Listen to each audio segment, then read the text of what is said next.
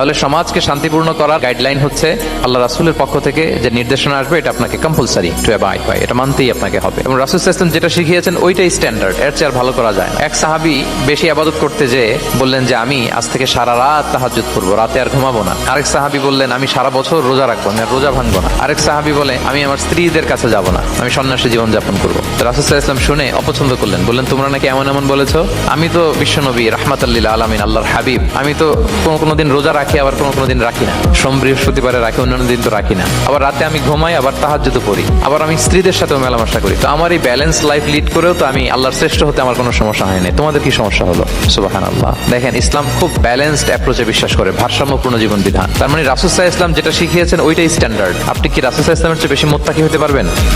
বুঝে থাকলে আওয়াজ করে বলুন, আল্লাহ রাসূলের চেয়ে বেশি বুজুর্গ হওয়া সম্ভব? মুত্তাকি হওয়া সম্ভব? আল্লাহওয়ালা হওয়া সম্ভব?